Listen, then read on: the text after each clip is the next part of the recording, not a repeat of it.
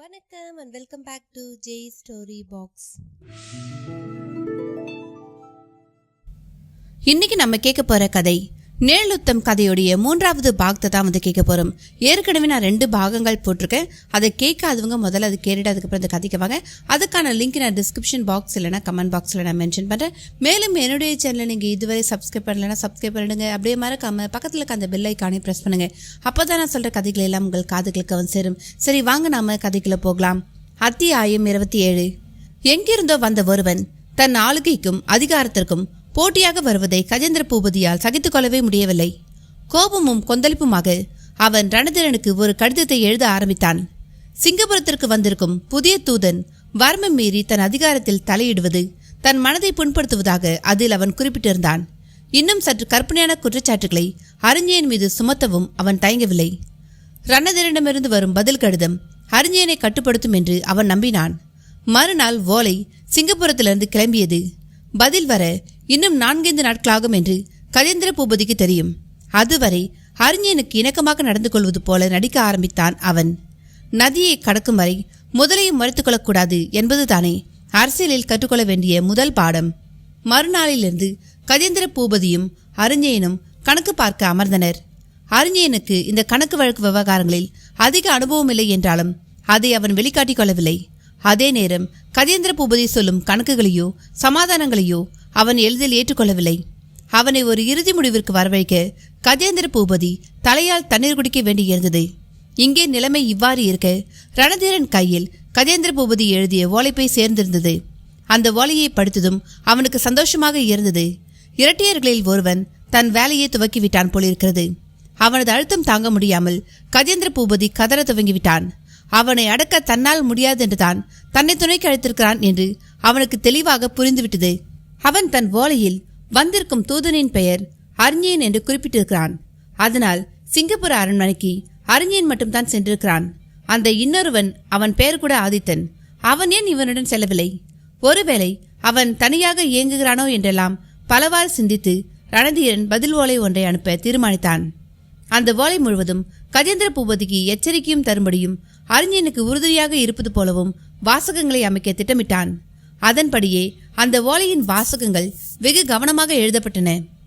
அன்புள்ள கஜேந்திர பிரபு, நீங்கள் உங்கள் கடமையை சரியாக செய்ய தவறியதால் தான் நான் தூதுவனை அங்கே அனுப்ப நேர்ந்தது.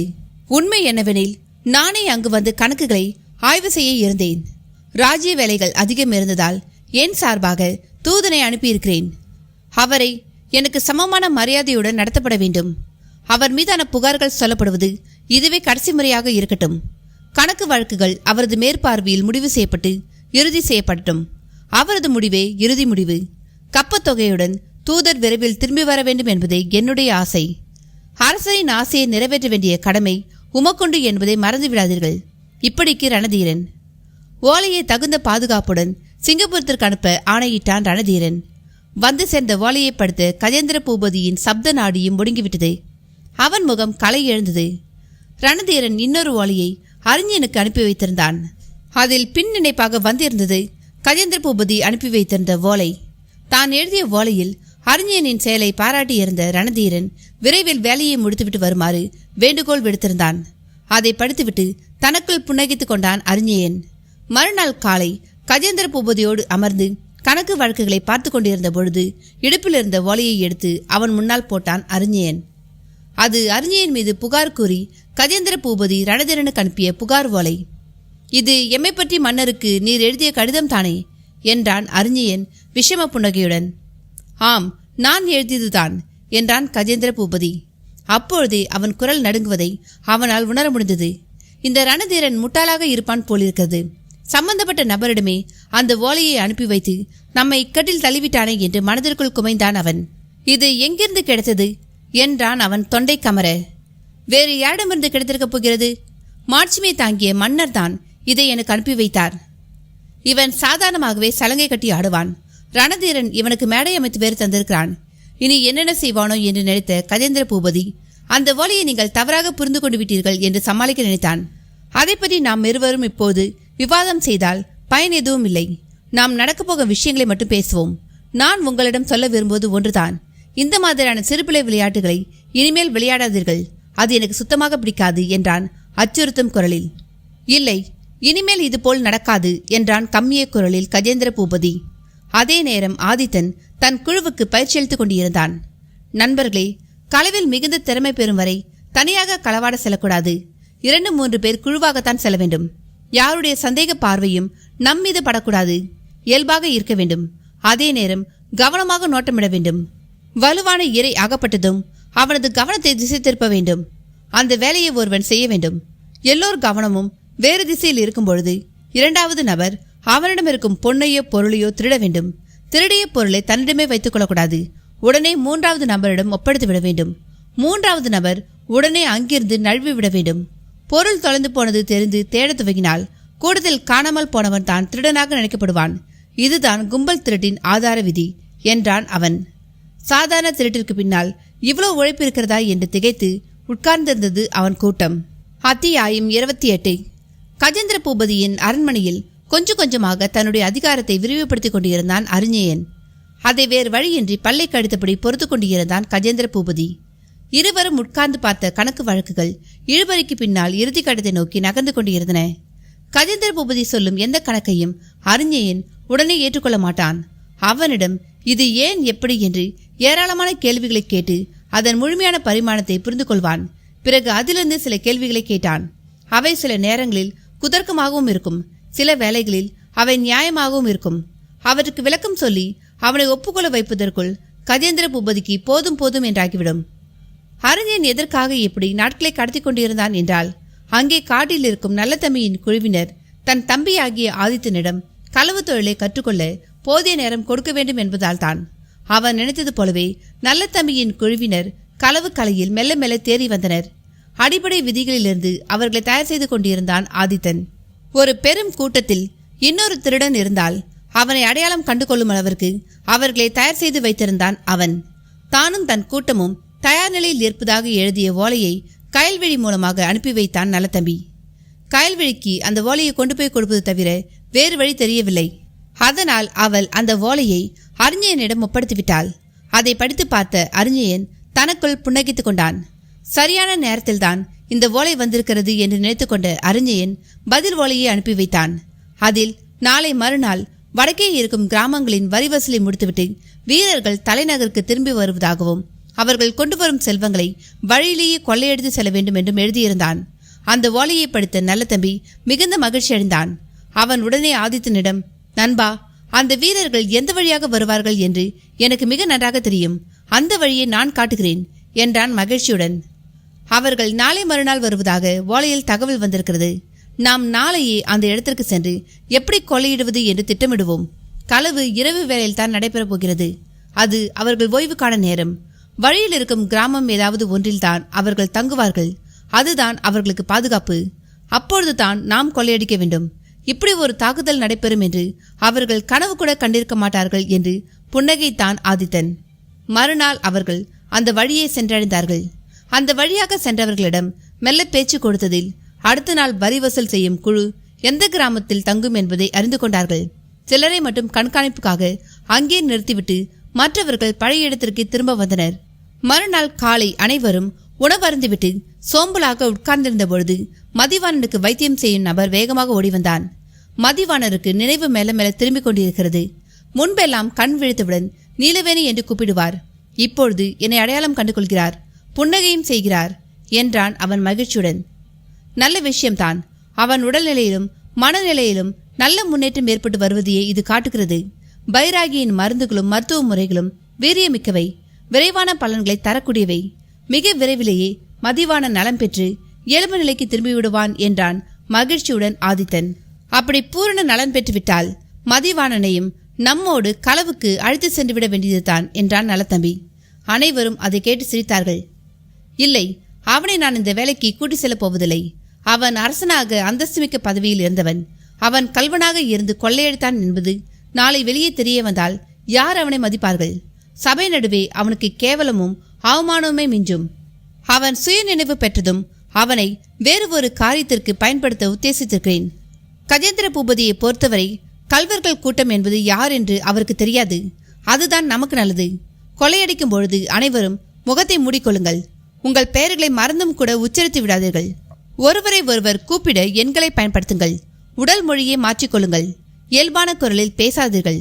இவற்றில் ஒன்று பிசகினாலும் நம்மை அடையாளம் கண்டுபிடித்து விடுவார்கள். புரிந்ததா நண்பர்களே என்று ஆதித்தன் தன் குழுவை எச்சரிக்கை செய்தான். அனைவரும் புரிந்து கொண்டதாக தலையசைத்தனர். அன்று இரவு ஆதித்தனின் திட்டப்படி கிராமத்தில் இருந்த வரி பணம் முழுதாக வழிப்பறி செய்யப்பட்டது. மறந்தும் ஒரு உயிர் பலியாக கூடாது என்பதில் உறுதியாக இருந்தான் அவன். மறுநாள் வரி பணத்தை இழந்த வீரர்கள் கஜேந்திர பூபதிக்கு முன்னால் தலைகுனிந்து நின்று கொண்டிருந்தனர். என்ன ஆயிற்று? ஏன் இப்படி மௌனமாக இருக்கிறீர்கள்? எங்கே வரிப்பணம் என்று உரிமினான் கஜேந்திர பூபதி. வரி வசூல் செய்து அறிஞனை விரைவாக இங்கிருந்து அனுப்பிவிட வேண்டும் என்ற அவசரம் அவன் குரலில் தெரிந்தது. அவர்கள் நடந்த விவரங்களை எடுத்து சொன்னார்கள். அதை கேட்ட கஜேந்திர பூபதியின் முகம் இருண்டது. நாட்டில் ஆங்காங்கே சிறு சிறு திருட்டுகள் நடந்து கொண்டிருந்தன. போனால் போகட்டும் என்று கண்டுகொள்ளாமல் விட்டுவிட்டேன். அந்த கல்வர்கள் இப்பொழுது அரசாங்க வரிப்பணத்தில் கை வைக்க துணிந்து விட்டார்கள். அவர்களை நான் சும்மா விடப் போவதில்லை என்று கர்ஜித்தான் கஜேந்திர பூபதி. எல்லாவற்றையும் பார்த்து கொண்டிருந்த அறிஞன், கோபம் வேண்டாம், இப்படி தனியாக வாருங்கள் என்றான். அவன் வீரர்களை போக சொல்லி சைகை காட்டிவிட்டு அறிஞன் பின்னால் நடந்தான். நான் ஒரு கேள்வி கேட்கிறேன், தப்பாக நினைத்துக்கொள்ளக்கூடாது என்றான் பிடிகி போடும் குரலில். என்ன கேட்க விரும்புகிறாய்? கப்பம் கட்டக்கூடாது என்பதற்காக இந்த கொள்ளை கூட்டத்தை நீங்களே ஏன் ஏவி விட்டிருக்க கூடாது என்றான் அறிஞன் விஷமத்தனத்துடன். அவனது கேள்வியில் உறைந்து போய் நின்றான் கஜேந்திர பூபதி. புதிதாக வந்த தூதன் ஆட்டை கடித்து மாட்டை கடித்து கடைசியாக மனிதனை கடித்தது போல் கடைசியில் தன்னையே சந்தேகப்பட்டு விட்டானே என்று அதிர்ச்சியில் உறைந்து போய் நின்றான் கஜேந்திர பூபதி. அவன் அப்படி ஒரு கோணத்தில் அறிஞன் யோசிப்பான் என்று யோசித்து கூட பார்க்கவில்லை. அவன் முகத்தில் அதிர்ச்சியின் ரேகைகள் படர்ந்தன. நீங்கள் என்ன சொல்ல வருகிறீர்கள் என்றான் அவன் பதறத்துடன். அவன் குரல் மெதுவாக நடுங்க தொடங்கியிருந்தது. இப்படி ஒரு குற்றச்சாட்டை அவன் இதற்கு முன்பு எதிர்கொண்டதில்லை. அவனது வெளுத்த முகத்தை பார்த்து உள்ளுக்குள் ரசித்த அறிஞன், ஏன் பதறப்படுகிறீர்கள்? நான் இயல்பாக என் மனதில் ஏற்பட்ட சந்தேகத்தை தான் கேட்டேன். நான் வசூல் செய்ய இந்த நாட்டிற்கு வந்திருக்கிறேன். நான் இந்த நாட்டில் கால் வைத்த சில நாட்களில் உங்கள் கிராமங்களில் கொலை நடக்கிறது. இதற்கு முன்பு இப்படியான கொள்ளைகள் உமது நாட்டில் நடந்திருக்கிறதா? இல்லை, அப்படி எந்த கொள்ளை சம்பவங்களும் நடைபெற்றதில்லை என்றான் கசப்பான குரலில் கஜேந்திர பூபதி. அதைதான் நானும் சொல்கிறேன். இதுவரை எந்த கொலையும் நடைபெறவில்லை என்பதை நீரே ஒப்புக்கொள்கிறீர். நான் வந்த பிறகுதான் இந்த கொலை நடக்கிறதென்றால் கப்பம் கட்டாமல் இருக்க நீர் செய்யும் சூழ்ச்சியாக இது ஏன் இருக்கக்கூடாது என்று நான் சந்தேகப்படுவதில் தவறில்லையே என்று தன் சந்தேகத்தை வெளிப்படுத்தி அவனது கழுத்தை பூடகமாக பிடித்தான் அறிஞன். அவ்வாறு செய்ய வேண்டிய அவசியம் எனக்கில்லை. கணக்கு வழக்குகளை பார்த்து கப்பத்தொகையை செலுத்துவதற்காகத்தான் நான் உறுதி கூறிவிட்டேனே. அதற்கு மாறாக நாளாந்தர திருடர்களை வைத்து என் சொந்த மக்களை கொள்ளையடித்து நான் ஏன் நாடகம் நடத்த வேண்டும் என்று பதில் கேள்வி கேட்டான் கஜேந்திர பூபதி. அவன் நாளாந்தர திருடர்கள் என்று தன் இனத்தை குறிப்பிட்டது அறிஞனின் நெஞ்சே தீயாக சுட்டது. நாளை தானும் ஒரு கல்வன் தான் என்பது இவனுக்கு தெரிய வந்தால் இவன் முகம் எப்படி போகும் என்று யோசித்தான் அறிஞன். அவமானத்தில் வெட்கி தலைகுனிந்து விடுவான் மனிதன் என்று மனதிற்குள் நினைத்து கொண்டான் அவன். நீர் சொல்வது சரிதான். எமக்கு தர வேண்டிய கப்பத்தொகை இப்படி கொலை போய்க் கொண்டிருந்தால் அந்த தொகையை நீர் எப்படி தர முடியும் என்று மற்றொரு கேள்வியை கேட்டான் அறிஞன். அதை நான் பார்த்துக் கொள்கிறேன். இந்த கல்வர்களை எப்படி பிடிப்பது என்று தான் நான் யோசித்துக் கொண்டிருக்கிறேன். அவர்களை பிடிக்க உம்மால் உதவி செய்ய முடியுமா என்று அவனையும் சேர்த்து இழுத்தான் கஜேந்திர பூபதி. அது எமது வேலை அல்லவே. என் மன்னர் என்னை எதற்காக இங்கே அனுப்பி வைத்தாரோ அந்த வேலையை மட்டும் தான் நான் செய்வேன். அதை தவிர வேறு வேலைகளில் ஈடுபட்டு அது அவருக்கு தெரிந்தால் நான் அவருக்கு என்ன பதில் சொல்வது? இது எனக்கு தேவையில்லாத வேலை. கஜேந்திர பூபதியின் உள்ளம் கொதித்தது. நான் உம்மை களத்தில் இறங்கி வேலை செய்ய சொல்லவில்லை, ஆலோசனை மட்டும்தான் கேட்டேன்.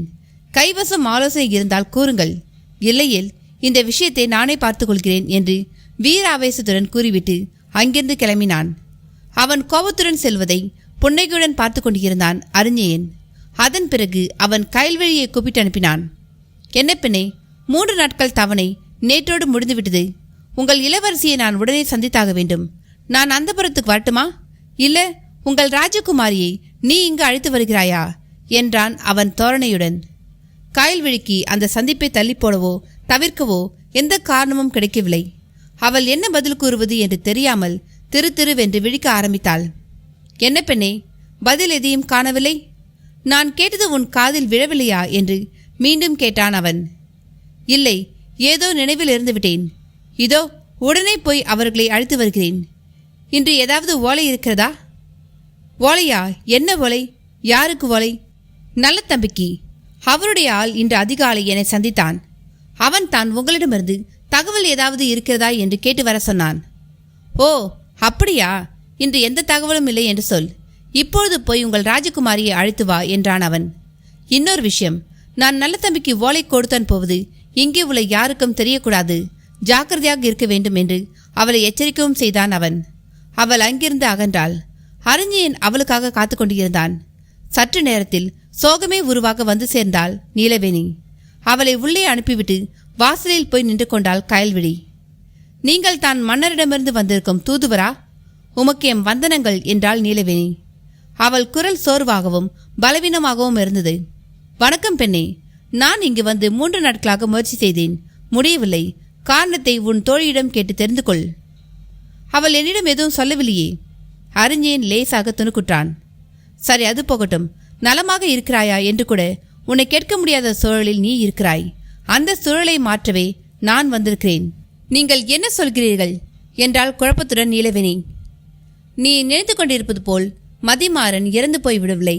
அவன் உயிருடன் தான் இருக்கிறான். நீங்கள் என்ன சொல்கிறீர்கள் என்றால் அவள் குழப்பத்துடன். உண்மையைத்தான் சொல்கிறேன். மதிமாறன் உயிரோடு தான் இருக்கிறான் என்றான் அவன். அறிஞனின் வார்த்தைகளை கேட்ட நீலவேணி அதிர்ச்சியில் மயங்கி சாய்ந்தாள். வேறற்ற மரம் போல் அவள் சரிவதை பார்த்த அறிஞன் அவளை பிடிக்க முயன்றான். அவன் கைப்பிடியிலிருந்து நழுவி அவள் கீழே விழுந்தாள். அவள் கீழே விழுந்த சத்தத்தை கேட்ட கயல்விழி உள்ளே ஓடி வந்தாள். அறிஞன் திகைத்து போய் நின்றான். அத்தியாயம் 30. அறிஞன் மதிவாணன் உயிரோடு இருக்கிறான் என்பதை கூறியதும் நீலவேணி அதிர்ச்சியில் மயங்கி விழுந்தாள். அவள் இப்படி மயங்கி விழுவாள் என்பதை அறிஞன் சற்றும் எதிர்பார்க்கவில்லை. அவன் சத்தம் கேட்டு உள்ளே நுழைந்த கயல்விழியை பார்த்து, பெண்ணே, உன் இளவரசி திடீரென்று மயங்கி விழுந்து விட்டாள். அவளது மயக்கத்தை தெளிவிக்க கொஞ்சம் தண்ணீர் கொண்டு வா என்று உத்தரவிட்டான். தண்ணீர் குடுவை இங்கே மேஜை மீது இருக்கிறதே என்ற கயல்விழி அதை எடுத்துக்கொண்டு வந்து கொடுத்தாள். அதை அவளது முகத்தில் தெளித்து அவளை சுயநினைவுக்கு திருப்பினான். சுயநினைவு பெற்று இயல்பு நிலைக்கு திரும்பிய நீலவேணி, நீங்கள் என்ன சொல்கிறீர்கள்? நீங்கள் சொல்வது உண்மையா என்றாள். உண்மையை சொல்ல நினைத்த அறிஞன் கயல்விழி அருகே இருந்ததால் சற்று தயங்கினான். பெண்ணே, நீ சற்று நேரம் வெளியே காத்திரு. நாங்கள் சற்று தனியாக உரையாட வேண்டியிருக்கிறது என்று கயல்விழியை அறைக்கு வெளியே அனுப்பி வைத்தான் அவன். நீலவேணி, நான் சொல்வது அனைத்தும் உண்மை. மதிவாணன் உயிரோடு தான் இருக்கிறான். நான் சொல்வதை நம்பு. அவர் இப்பொழுது எங்கே இருக்கிறார்? நான் அவரை உடனே பார்த்தாக வேண்டும் என்றாள் பரபரப்புடன் அவள். அவசரப்படாத நீலவேணி. அவனை யாரோ கொலை செய்ய முயற்சி செய்திருக்கிறார்கள். அந்த முயற்சி ஈடேறவில்லை. அவன் அந்த முயற்சியிலிருந்து உயிர் தப்பிவிட்டான். அந்த முயற்சியில் அவன் மலை மீதிருந்து கீழே விழுந்து விட்டான். படுகாயம் அடைந்து சுயநினைவு இல்லாமல் இப்பொழுது வைத்தியரின் முழு பாதுகாப்பில் இருக்கிறான். அவனை இங்கே இப்பொழுது அழைத்து வருவது அவ்வளோ நல்லதில்ல. ஏன் அப்படி கூறுகிறீர்கள்? அவனை கொலை நினைத்தவனுக்கு மீண்டும் ஒரு வாய்ப்பு தர நான் விரும்பவில்லை. தன் முயற்சி தோற்றுவிட்டதை அறிந்து கொண்ட கொலையாளி மீண்டும் அவனை கொல்ல முயற்சி செய்வான். அதனால் மதிவாணனுக்கு இப்பொழுது இருக்கும் இடம்தான் அவனுக்கு பாதுகாப்பு. அவரை கொல்ல முயன்ற கொலையாளி யார் என்று தெரியுமா? உறுதியாக சொல்ல முடியாது நீலவேணி. அவன் சுயநினைவுக்கு திரும்பினால்தான் அவனை கொல்ல முயன்றது யார் என்று தெரிய வரும். ஒரு யூகமாக கூட கண்டறிய முடியாதா?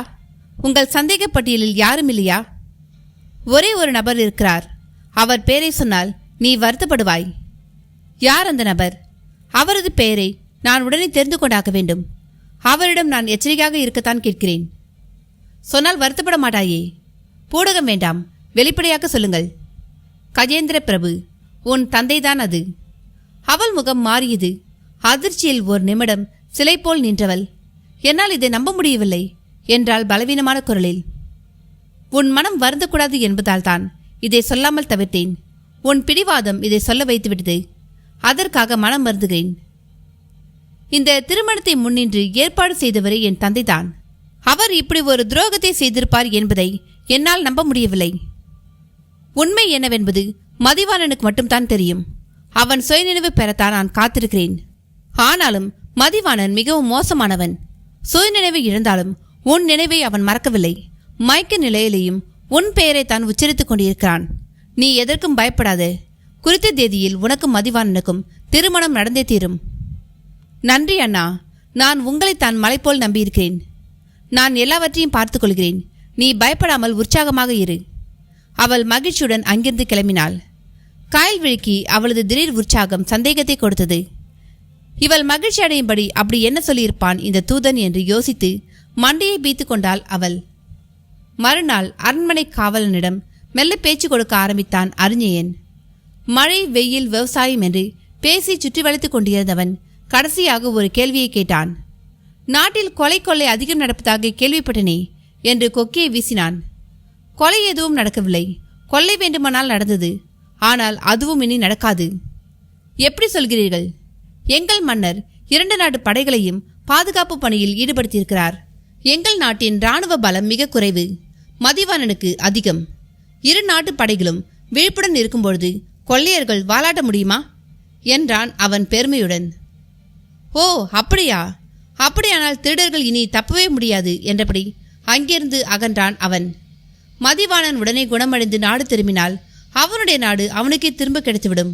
மருமகனிடம் திருடர் கும்பலை பிடிக்க உதவி கேட்பதை கௌரவ குறைச்சலாக நினைப்பான் கஜேந்திர பூபதி.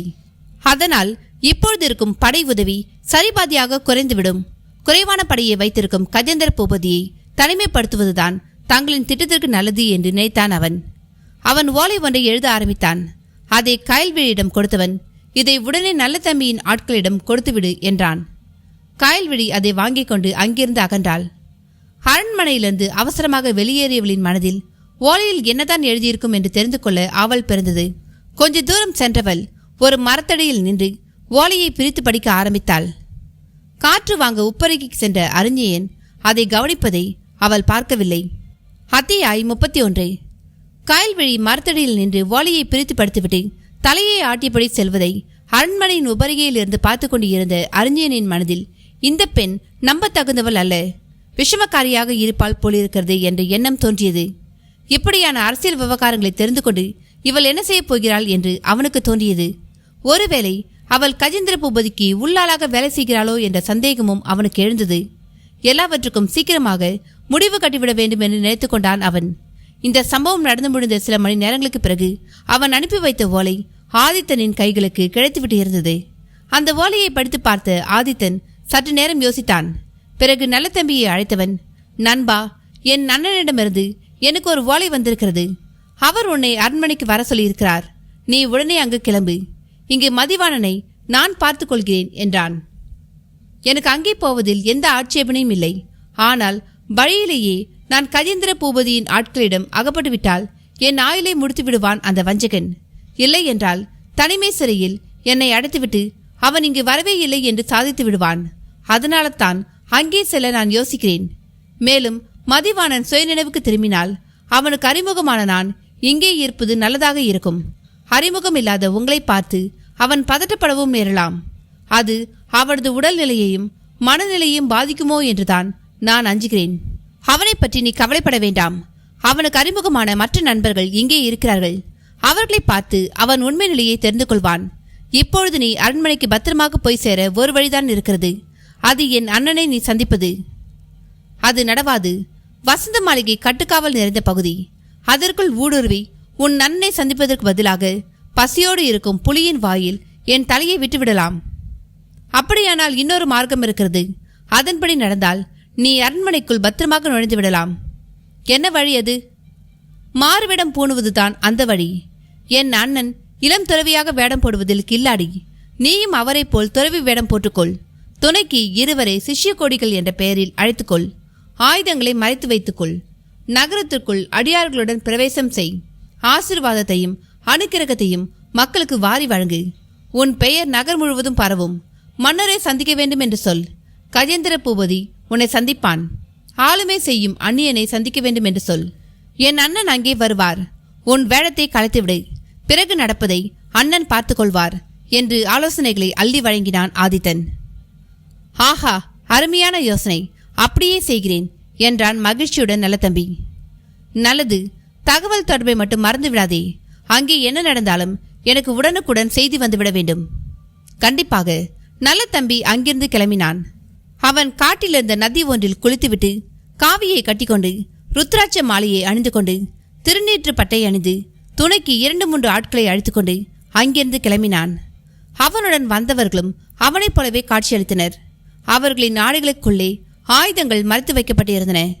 குதிரையில் ஏறி பயணித்த அவர்களை யாரும் தடுக்கவோ சோதனையிடவோ முற்படவில்லை. மாறாக பக்தி பரவசமுடன் காவலர்களும் மக்களும் அவர்களை வரவேற்ற விசித்திரமும் நிகழ்ந்தது. மக்களின் குறைகளை கேட்டு அவற்றுக்கு நிவாரணம் வழங்கியபடி பரிகாரம் சொன்னபடி அவர்கள் மெல்ல மெல்ல முன்னேறி கொண்டிருந்தனர். இரவில் வழியில் இருந்த கோவில் ஒன்றில் படுத்து உறங்கினார்கள். அப்பொழுது ஆதித்தனை சிலாகித்து பேசினான் நல்லதம்பி. ஆதித்தனையும் அறிஞனையும் பார்த்தால் வயதில் சிறியவர்களாக தெரிகிறார்கள். ஆனால் அனுபவ அறிவு அதிகமாக இருக்கிறது. யாரை எப்படி சந்தேகம் வராமல் ஏமாற்றுவது என்ற கலையில் நிபுணத்துவம் பெற்றவர்களாக இருக்கிறார்கள். நாம் சாதாரண உடையில் வந்திருந்தால் காவலர்களிடம் அகப்பட்டு சிறையில் அடைக்கப்பட்டு சித்திரவதை செய்யப்பட்டிருப்போம். ஆதித்தனின் ஆலோசனைப்படி நடந்ததால் இப்பொழுது நமக்கு ராஜமரியாதை நடக்கிறது என்றான் அவன். இந்த வரவேற்பு அரண்மனை வரை நீண்டுவிட்டால் எல்லாம் நல்லபடியாக முடிந்துவிடும் என்றான் அவர்களில் ஒருவன். நல்லபடியாக நடக்கும் என்று நம்புவோம், நம்பிக்கைத்தானே வாழ்க்கை என்றான் நல்லதம்பி. மறுநாள் காலை அந்த ஆன்மீக அன்பர்களின் குழு தங்கள் பயணத்தை துவக்கியது. அவர்கள் மதிய நேரத்தில் அரண்மனையை அடைந்துவிட்டார்கள். கோட்டை காவலனிடம் சென்ற நல்லதம்பியின் சீடன் ஒருவன், எங்கள் குரு க்ஷேத்ராடனம் செல்லும் வழியில் உங்கள் நாட்டுக்கு விஜயம் செய்திருக்கிறார், மன்னரை சந்திக்க வேண்டும் என்று ஆசைப்படுகிறார் என்றான். அது எங்கள் பாக்கியம் ஐயா. மன்னர் இப்பொழுது ஓய்வில் இருக்கிறார். மாலை உங்களை சந்திப்பார். அதுவரை நீங்கள் விருந்தினர் மாளிகையில் ஓய்வெடுக்கலாம். உங்களுக்கு வேண்டிய வசதிகளை நான் செய்து தருகிறேன் என்றவன் சொன்னபடி எல்லா வசதிகளையும் செய்து கொடுத்தான். மாலை கஜேந்திர பூபதி அவர்களை சந்திக்க ஏற்பாடாகியிருந்தது. சுவாமிகளிடம் ஆசீர்வாதமாகிய கஜேந்திர பூபதியை பார்த்து, மன்னா, இங்கே அந்நியன் ஒருவன் ஆளுகை செய்வதாக என் உள்ளுணர்வு கூறுகிறது. அவனை நான் பார்க்கலாமா என்றான். அது எப்படி உங்களுக்கு தெரியும்? எல்லாம் ஞான தரிசனின் மூலம் அறிவதுதான். அவனை வசியம் செய்ய மருந்து ஏதாவது கிடைக்குமா சாமி? ஆளை பார்த்து பின்புதான் மருந்தை முடிவு செய்ய முடியும். ஏய், யாரெங்கே? அந்த தூதுவனை உடனே அழைத்து வா. வந்து நின்ற அறிஞனை பார்த்து, இவர்தான் அந்த அந்நியர். இதோ இவர்தான் நம் நாட்டிற்கு புதிதாக விஜயம் செய்திருக்கும் தவசீலர் என்று இருவரையும் ஒருவருக்கொருவர் அறிமுகப்படுத்தி வைத்தான் கஜேந்திர பூபதி. இவரை பார்த்தால் துறவியைப் போல் தெரியவில்லையே என்றான் சந்தேகத்துடன் அறிஞன். துறவி வேடத்தில் அவன் பெற்றிருந்த பண்டித்தியம் அப்படி. என்னை பார்த்தால் துறவி போல் தெரியவில்லையா? அப்படியானால் வேறு யாரை போல் தோன்றுகிறது என்று எதிர்கேள்வி கேட்டான் நல்லதம்பி. எனக்கும் உங்களை எங்கோ பார்த்தது போல்தான் தோன்றுகிறது என்றான் கஜேந்திர பூபதி. நாம் இருவரும் ஏற்கனவே பலமுறை சந்தித்திருக்கிறோம் மன்னரே என்ற நல்லதம்பி தன் வேடத்தை கலைத்தான். எதிர்பாராத திருப்பத்தால் திகைத்து நின்றான் அவன். அத்தியாய் 32. தனக்கு முன்பாக வந்து நின்ற நல்லதம்பியை பார்த்த கஜேந்திர பூபதி அதிர்ந்து போனான். அவன் இப்படி ஒரு திருப்பத்தை சற்றும் எதிர்பார்க்கவில்லை. வந்திருப்பது நல்லதம்பி என்பது தெரிந்திருந்தாலும் அவனை முன்பின் பார்க்காதவன் போலவே நடந்து கொண்டான் அறிஞன். இவர் யார் என்று நான் தெரிந்து கொள்ளலாமா என்றான் எதுவும் அறியாதவன் போல் அவன். இவன் தான் நல்லதம்பி, என் வருங்கால மாப்பிள்ளை மதிவாணனின் நண்பன். என் மாப்பிள்ளையின் மறைவிற்கு பிறகு இவனை காணவே முடியவில்லை. என் வீரர்கள் இவனை தேடி சலித்து விட்டார்கள். இப்பொழுது துறவி வேடத்தில் இங்கே வந்து சேர்ந்திருக்கிறான் என்று நல்லதம்பியை அறிமுகம் செய்து வைத்தான் அவன். வணக்கம், நான் இதற்கு முன்பு உங்களை இங்கே பார்த்ததில்லையே. யார் நீங்கள் என்றான் நல்லதம்பி எதுவும் அறியாதவன் போல். ஓ, இவரை உனக்கு அறிமுகப்படுத்த நான் மறந்துவிட்டேன். இவர்தான் அறிஞன், ரணதீரனின் பிரதிநிதியாக இங்கு வந்திருக்கிறார் என்றான் கஜேந்திர பிரபு. இவர் அனுப்ப வேண்டிய கப்பத்தொகையை வசூலித்து செல்ல மன்னர் என்னை அனுப்பி வைத்திருக்கிறார். நான் வந்திருப்பது அதற்கு மட்டுமல்ல, மதிவாணனை பற்றி விசாரிக்கவும் தான். இவன் தான் எங்களுடன் வேட்டைக்கு வரவே இல்லையே என்றான் கஜேந்திர பூபதி அவசரமாக முந்திக்கொண்டு. வரவே இல்லை என்பது உண்மைதான். ஆனால் நண்பர் துறவி வேடத்தில் இங்கே வந்திருக்கிறாரே, அதற்கு என்ன காரணம் என்று நான் தெரிந்து கொள்ளலாமா? அவர் ஏன் தன் வழக்கமான தோட்டத்தில் இங்கு வரவில்லை, அதற்கு என்ன காரணம் என்று நான் தெரிந்து கொள்ளலாமா என்று கேள்வி கேட்டான் அறிஞன். அதானே, நீ ஏன் உன் உண்மையான தோட்டத்தில் வராமல் இப்படி துறவி வேடத்தில் வந்திருக்கிறாய் என்று கேட்டான் கஜேந்திர பிரபு. நான் என் உண்மையான உருவத்தில் வந்திருந்தால் உயிரோடு இங்கு வந்திருக்க மாட்டேன்.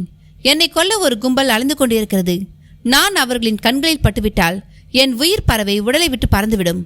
அவர்களின் கண்களில் மண்ணை தூவிவிட்டு வரவே இப்படி ஒரு வேடத்தை பூண வேண்டியதாகிவிட்டது. என்ன சொல்கிறாய் நல்லதம்பி? உன்னை கொல்ல முயற்சி செய்கிறார்களா? யார் அவர்கள்? எதற்காக உன்னை கொல்ல முயற்சி செய்கிறார்கள் என்று கேட்டான் கஜேந்திர பூபதி. அதுதான் எனக்கும் தெரியவில்லை மன்னா. மதிவாணன் காணாமல் போனதை நான் விசாரிக்க ஆரம்பித்த பிறகுதான் ஒரு கும்பல் என்னை கொலை செய்ய முயற்சி செய்ய ஆரம்பித்தது. இன்று வரை அவர்கள் அந்த முயற்சியை கைவிடவில்லை. புதிராக இருக்கிறது. மதிவாணன் காணாமல் போனதில் ஏதாவது ஒரு மர்மம் இருக்க வேண்டும். அதை நீ கண்டுபிடித்து விடக்கூடாது என்பதால் தான் உன்னை மௌனமாக்க முயற்சி செய்வார்கள் போலிருக்கிறது என்றான் அறிஞயன். உன்னை கொலை நினைப்பவர்கள் யாராக இருக்கும் என்று நீ நினைக்கிறாய்? அதுதான் எனக்கும் தெரியவில்லை. எனக்கு எதிரிகளே கிடையாது என்று நான் நினைத்து கொண்டிருக்கிறேன். அது எவ்வளவு பெரிய தவறு என்று இப்பொழுதுதான் புரிகிறது. உன்னை அரண்மனைக்குள் மாறுவேடத்தில் நுழையும்படி செய்திருக்கிறார்கள் என்றால் அவர்கள் மிகப்பெரிய இடத்தை சார்ந்தவர்களாக இருப்பார்கள் போலிருக்கிறதே என்றான் எடக்காக அறிஞயன்.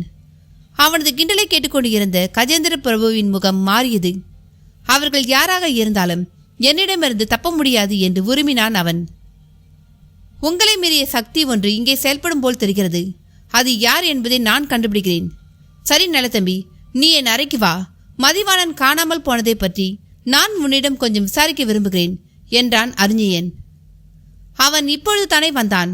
அவன் சற்று நேரம் இளைப்பாறட்டுமே. அதன் பிறகு உங்கள் விசாரணை தொடங்கினால் என்ன என்றான் கஜேந்திர பூபதி. அதுவும் சரிதான் நலத்தம்பி, நீ என்ன சொல்கிறாய் என்று அவனை பார்த்தான் அறிஞயன். எனக்கு களைப்பெல்லாம் எதுவும் இல்லை. நான் இவருடனே செல்கிறேன். சிறிது நேரம் கழித்து வந்து உங்களை பார்க்கிறேன் என்றான் நலத்தம்பி. நல்லது, நாம் பிறகு சந்திப்போம் என்று கூறிவிட்டு அங்கிருந்து அகன்றான் கஜேந்திர பூபதி.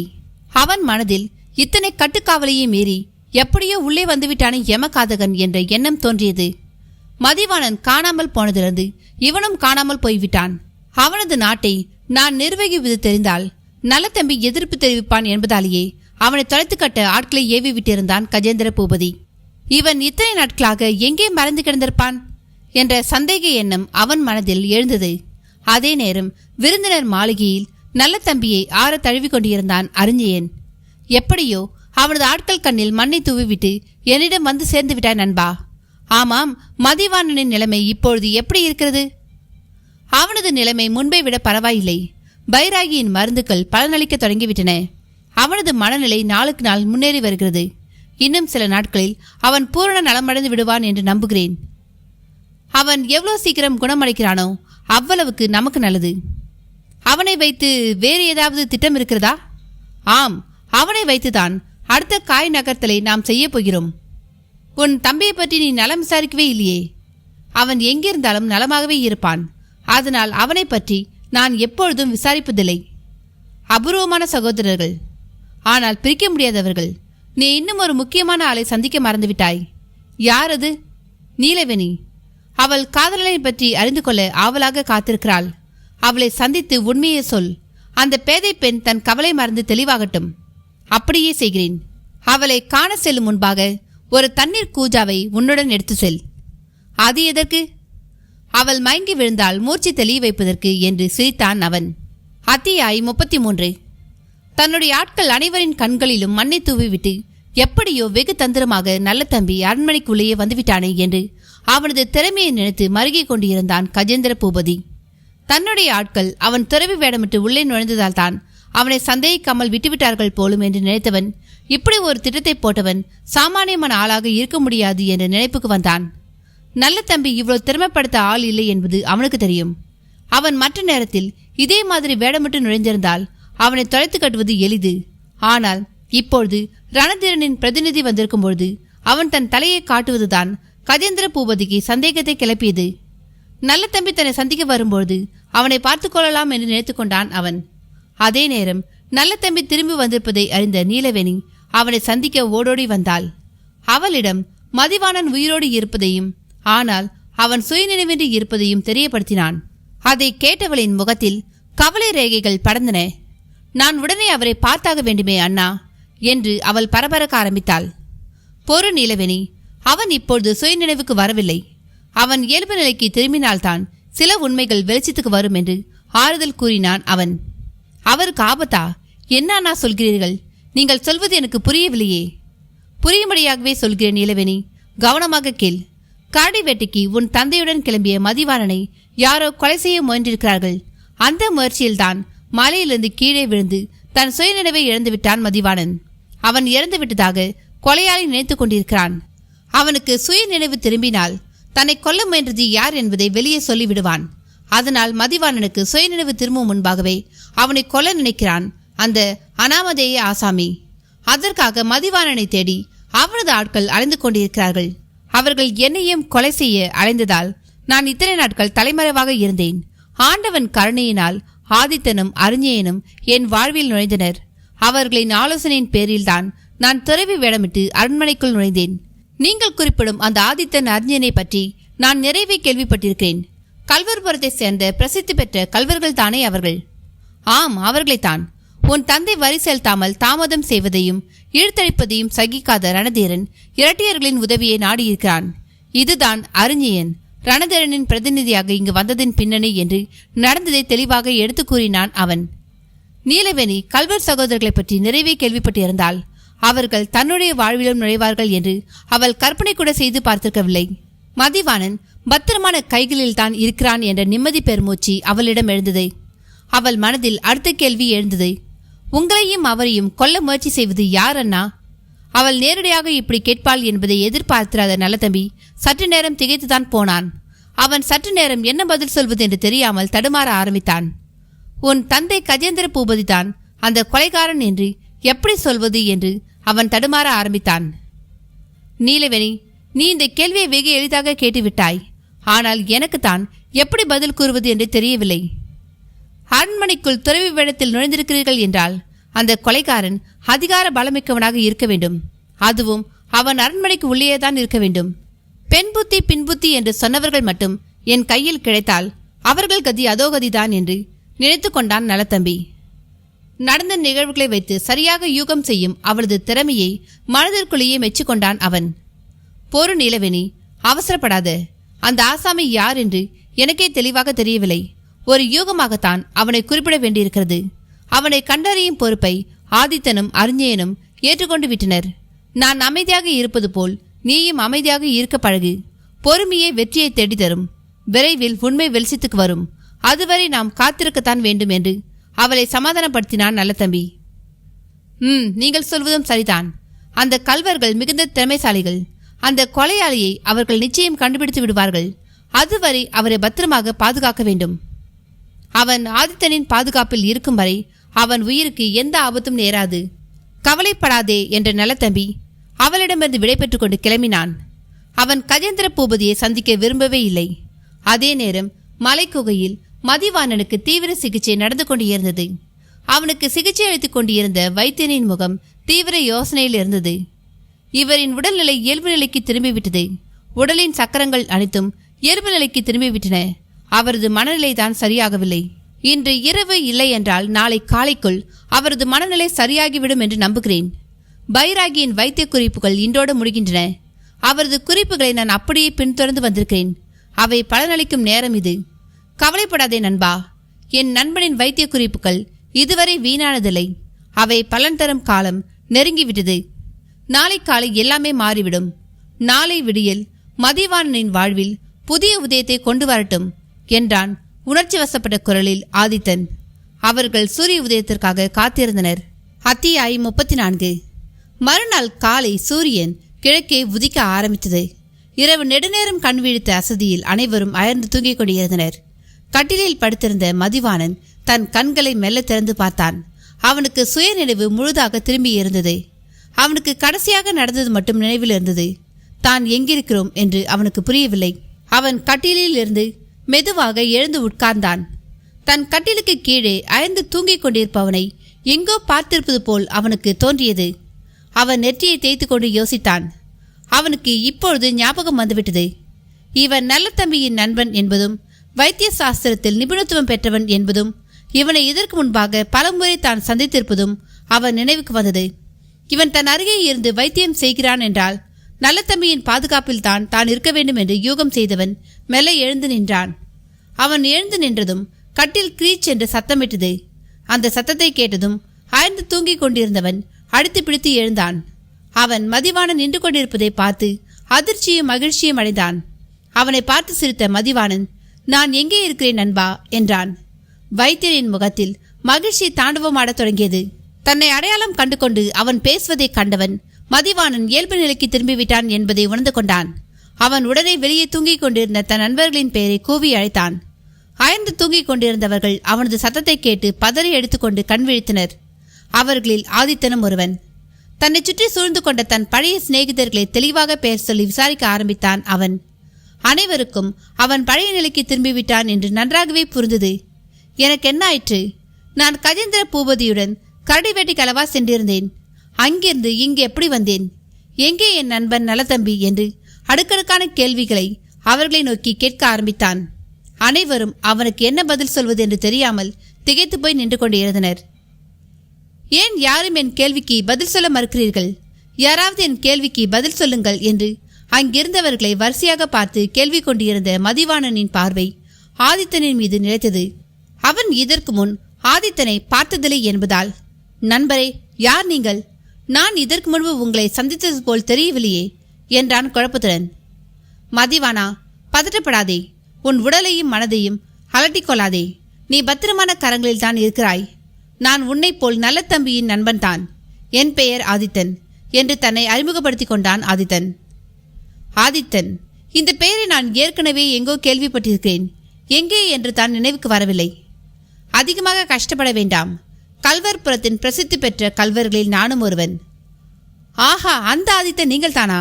உங்களை சந்திக்க வேண்டும் என்று பல நாட்கள் நினைத்திருக்கிறேன். அந்த அதிர்ஷ்டகரமான சம்பவம் இன்றுதான் நிகழ்ந்திருக்கிறது என்று மகிழ்ச்சியுடன் கூறிய மதிவாணன், எங்கே உங்கள் அண்ணன்? அவரை நான் சந்திக்க முடியுமா என்றான் ஆவலுடன். அவர் கஜேந்திர பூபதியின் அரண்மனையில் இருக்கிறார். வெகு விரைவிலேயே நீ அவரை சந்திப்பாய். நான் உன்னிடம் ஒரு கேள்வி கேட்பேன். அதற்கு நீ உண்மையான பதிலை கூற வேண்டும் என்றான் ஆதித்தன் பீடிகையுடன். எதுவாயினும் தயங்காமல் கேளுங்கள். பதில் சொல்ல காத்திருக்கிறேன். கரடி வேட்டைக்கு கஜேந்திர பூபதியுடன் காட்டிற்கு சென்றாயே, அங்கே என்ன நடந்தது? கரடி வேட்டைக்கு நாங்கள் இருவரும் தனித்தேதான் கிளம்பினோம். அது ஒரு மதிய நேரம். நல்ல வெயில் வேறு. இருவரும் கரடியை தேடி களைத்து போய் ஒரு மரத்தின் நிழலில் அமர்ந்திருந்தோம். இருவருக்கும் தண்ணீர் தாகம் எடுத்துக்கொண்டு இருந்தது. கைவசம் இருந்த தண்ணீரும் காலியாகி இருந்தது. அப்பொழுதுதான் கரடியின் ஓசையை கேட்டோம். நாங்கள் இருக்கும் குன்றின் உச்சியிலிருந்து பார்த்தால் கரடி எங்கே இருக்கிறது என்று தெளிவாக தெரியும். கீழே இருக்கும் கரடியை மேலே இருந்து அம்பு விட்டுக் கொள்வதும் எளிது. கஜேந்திர பூபதி மிகவும் களைப்படைந்து போயிருந்ததால் நான் அவரை தொந்தரவு செய்ய விரும்பாமல் குன்றிலிருந்து எட்டி பார்த்து கரடியின் சத்தம் எங்கிருந்து வருகிறது என்பதை கணிக்க முயன்று கொண்டிருந்தேன். அப்பொழுது நான் மேலிருந்து கீழே விழுந்து விட்டேன். அதுவரை தான் எனக்கு ஞாபகம் இருக்கிறது. ஆதித்தன் பரபரப்புடன், மேலே இருந்து கீழே விழுந்து விட்டேன் என்று சொல்கிறாயே, எப்படி விழுந்தாய்? கால் வழிக்கு விழுந்து விட்டாயா? இல்லை பின்னால் இருந்து யாராவது உன்னை தள்ளிவிட்டார்களா? அதை என்னால் சரியாக கூற முடியவில்லை. பின்னால் இருந்து யாராவது என்னை தள்ளியிருப்பார்கள் என்றால் அது கஜேந்திர பூபதியாக மட்டும்தான் இருக்க முடியும். அங்கே என்னையும் அவரையும் தவிர வேறு யாரும் இல்லையே. மேலும் தன் வருங்கால மாப்பிள்ளையை யாராவது மலை உச்சியிலிருந்து கீழே தள்ளி கொள்ள முயற்சி செய்வார்களா என்றான் மதிவாணன். ஆதித்தன் அவனையே உற்று பார்த்து கொண்டிருந்தான். அவன் உண்மையை மறைத்து மாற்றி சொல்கிறானோ என்று கூட அவனுக்கு தோன்றியது. ஏன் என்னை அப்படி பார்க்கிறீர்கள்? கஜேந்திர பூபதிக்கு உன்னை கொல்ல முகாந்திரம் இல்லை என்று நீயே சொல்லிவிட்டாய். மீதி இருக்கும் ஒரே காரணம் நீ கால் தவறி இருக்கலாம் என்பது மட்டும்தான். அதை நம்புவதை தவிர வேறு வழி இல்லை. அதுதானே உண்மை. அந்த உண்மையை நானும் நம்புகிறேன். எங்கே என் நண்பன் நல்ல தம்பி? நான் அவனை உடனே பார்த்தாக வேண்டுமே. அவனும் அரண்மனையில் தான் இருக்கிறான். அப்புறம் என்ன, அனைவரும் கிளம்புங்கள், அரண்மனைக்கு போவோம். நான் நீலவேணியை பார்த்தாக வேண்டும் என்றான் உற்சாகத்துடன் மதிவாணன். அரண்மனைக்கு போவதை பற்றி எனக்கு ஒரு ஆட்சேபனையும் இல்லை. ஆனால் அதற்கு முன்னால் நீ தெரிந்து கொள்ள வேண்டிய விஷயங்கள் நிறைய இருக்கிறது. என்ன அது என்றான் மதிவாணன் குழப்பத்துடன். ஆதித்தன் ரணதீரனை சந்தித்ததிலிருந்து கதையை சொல்லத் தொடங்கினான். மதிவாணன் கூர்மையாக அவன் சொல்வதை கேட்க ஆரம்பித்தான். வெளியே சூரியன் பலபலவென்று உதிக்கத் தொடங்கியிருந்தான். அத்தியாயம் 35.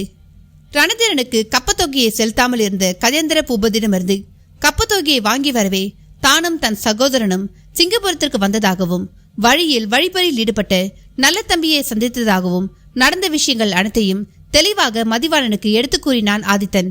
அவற்றை கேட்டுக்கொண்டிருந்த மதிவாணன் மிகுந்த வியப்படைந்தான்.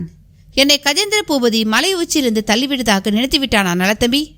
அவன் மட்டுமல்ல, இங்கே இருக்கும் அனைவரும் கஜேந்திர பூபதி தான் ஏதோ சதி செய்து உன்னை கொன்றுவிட்டதாக நினைத்தோம். கஜேந்திர பூபதியை குற்றவாளியாக நினைத்துதான் அத்தனை திட்டங்களையும் வகுத்து வந்தோம். இல்லை, நீங்கள் நினைப்பது தவறு. அவர் என்னை மலை உச்சியிலிருந்து தள்ளவில்லை. நானாகத்தான் அங்கிருந்து கால் தவறி விழுந்தேன். என் பின்புறத்திலிருந்து யாராவது என்னை தள்ளிவிட்டு இருந்தால் நான் அதை கண்டிப்பாக உணர்ந்திருப்பேன். சரி, நான் உன் போக்கிலேயே வருகிறேன். நீ கால் தவறி கீழே விழுந்து விட்டாய். நீ எங்கிருந்து விழுந்தாய் என்பது அவருக்கு மிக நன்றாகவே தெரியும். அவர் உடனே என்ன செய்திருக்க வேண்டும்? அருகே உள்ள மலை கிராமவாசிகளை உதவிக்கு அழைத்திருக்க வேண்டும்.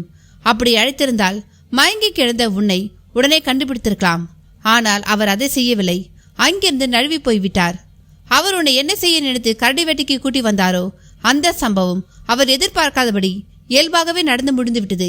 அதை அவர் தனக்கு சாதகமாக பயன்படுத்தி கொண்டார் என்றுதான் நான் நினைக்கிறேன் என்றான் ஆதித்தன். அவன் சொல்வதை கவனமாக கேட்டுக்கொண்டிருந்த மதிவாணன் யோசனையில் ஆழ்ந்தான். மறுநாள் காலை நீ காணாமல் போய்விட்டாய் என்று தெரிந்த பின்புதான் நல்ல தம்பி உன்னை தேடி அவன் ஆட்களுடன் கிளம்பினான். அவன் தான் உன்னை கண்டுபிடித்தான் என்று தொடர்ந்தான் ஆதித்தன். நீங்கள் சொல்வதும் சரிதான். அவர் மகளை நான் மணக்கப் போகிறவன். அவரின் வருங்கால மாப்பிள்ளை நான். என் மீது அவருக்கு எதற்காக இத்தனை வன்மம்? என் மீதான வெறுப்பிற்கு பின்னால் என்ன காரணம் இருக்க முடியும்? வேறு என்ன காரணம் இருக்க முடியும்? உன் நாட்டின் மீதான மோகம்தான் காரணமாக இருக்க முடியும். நீ அவரது கண் முன்பாகத்தான் மலை உச்சியிலிருந்து கீழே விழுந்தாய். ஆனால் அந்த மனிதர் அதை மறைத்துவிட்டு நீ வாழ்க்கையை வெறுத்து துறவியாக போய்விட்டாய் என்று கதையளந்து விட்டிருக்கிறார். நானும் அவரும் கடைசி நாட்களில் வேதாந்தம் தத்துவம் என்று பேசிக் கொண்டிருந்தது என்னவோ உண்மைதான். அதற்காக நீலவேணி போன்ற அழகான பெண்ணை விட்டுவிட்டு எந்த மனிதன் தான் துறவியாக மாறுவான் என்று சிரித்தான் மதிவாணன். நீ சொல்வதும் சரிதான். அடுத்ததாக என்ன செய்ய உத்தேசித்திருக்கிறாய் என்றான் ஆதித்தன். இப்பொழுது முடிவெடுக்கும் அதிகாரம் யாரிடம் இருக்கிறது என்று அவனுக்கு தெரியவில்லை. சுயநினைவு திரும்பியதால் மதிவாணன் தானாகவே முடிவு எடுப்பானா இல்ல தன்னுடைய ஆலோசனை கேட்டு நடப்பானா என்ற கேள்வி அவன் மனதில் இருந்தது. அவன் அதற்கு விடை காண நினைத்தான். இந்த விஷயத்தை முதலிலிருந்தே பின்தொடர்பவர் நீங்கள்தான். இந்த விவகாரத்தை கடைசி வரை எப்படி கொண்டு சென்று முடிப்பது என்பது உங்களுக்கு தான் தெரியும். அடுத்தது என்ன செய்ய வேண்டும் என்பதை நீங்கள் தான் கூற வேண்டும் என்றான் மதிவாணன். பரவாயில்லை. மதிவாணனுக்கு இங்கே நடக்கும் நிலவரங்கள் சட்டென்று புரிந்துவிட்டன என்று மனதிற்குள் நினைத்து கொண்ட ஆதித்தன், நண்பர்களே, நான் இப்பொழுது பேசுவதை கவனமாக கேளுங்கள். மதிவாணனுக்கு துணையாக இங்கிருக்கும் சில வீரர்கள் செல்லுங்கள். முதலில் மக்களை சந்தியுங்கள். நடந்தவற்றை விளக்கமாக மக்களிடம் எடுத்து சொல்லுங்கள். மக்கள் திரளை உங்களுக்கு தேவையான பாதுகாப்பை கொடுக்கும். அந்த பாதுகாப்புடன் கஜேந்திர பூபதியின் அரண்மனையை சென்றடையுங்கள். மற்றவர்கள் என்னுடனே இருங்கள். நமக்கு வேறு வேலைகள் காத்திருக்கின்றன என்றான் ஆதித்தன். தன்னுடைய பாதுகாப்பிற்கு என்னுடன் 5 வீரர்கள் வந்தால் போதும். அது யார் என்பதை நீங்களே தேர்ந்தெடுங்கள் என்றான் மதிவாணன்.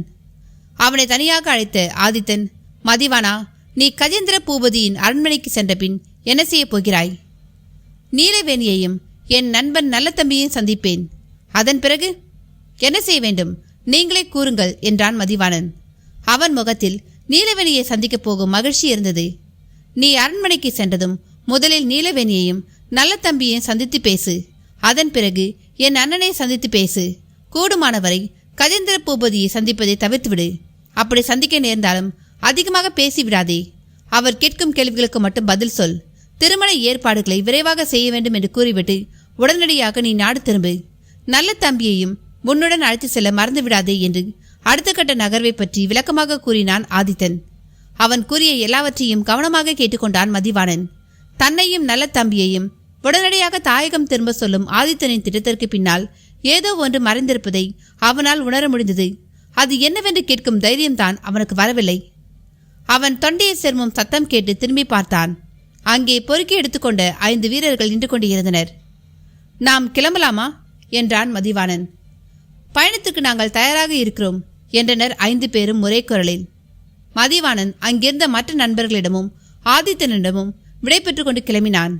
அவர்கள் போவதையே பார்த்து கொண்டிருந்த ஆதித்தன் மனதிற்குள் இவர்கள் எந்த ஆபத்தும் நேராமல் அரண்மனையை சென்றடைய வேண்டும் என்று நினைத்து கொண்டான்.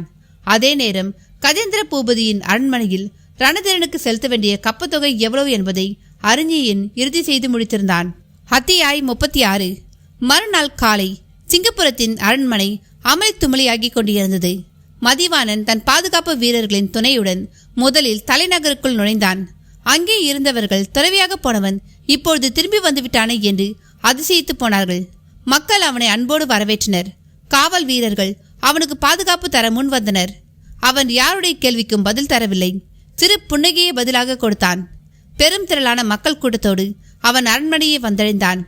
கஜேந்திர பூபதி அரண்மனையில் இல்லாமல் வேறு ஒரு வேலையாக வெளியில் போயிருந்தான். ஒற்றர்கள் மூலமாக செய்தியை அறிந்த நீலவேணி ஆரத்தி தட்டுடன் அரண்மனை வாசலில் காத்திருந்தாள். நடப்பவை அனைத்தையும் மௌனமாக வேடிக்கை பார்த்து கொண்டிருந்தனர் அறிஞனும் நல்ல தம்பியும். இங்கே என்னதான் நடக்கிறது? எனக்கு எதுவும் புரியவில்லையே. மதிவாணன் இவ்வளவு விரைவாக குணமடைவான் என்பதை நான் சற்றும் எதிர்பார்க்கவில்லை என்றான் அவன் குழப்பத்துடன். பைராகியின் மருந்துகள் வீரியமிக்கவை, மிக விரைவாக செயல்படும் தன்மை உடையவை. அதனால தான் மதிவாணன் மிக விரைவாக இயல்பு நிலைக்கு திரும்பிவிட்டான். அவனை எதற்காக இங்கே அனுப்பி வைத்திருக்கிறான் ஆதித்தன்? எல்லாம் காரணமாகத்தான். 2 நாடுகளை நிர்வாகம் செய்து கொண்டிருக்கும் கஜேந்திர பூபதியை பழையபடி ஒரே நாட்டில் முடக்க வேண்டுமென்றால் மதிவாணன் நாடு திரும்ப வேண்டும். அதற்கு அவன் சுயநினைவுக்கு திரும்ப வேண்டும்.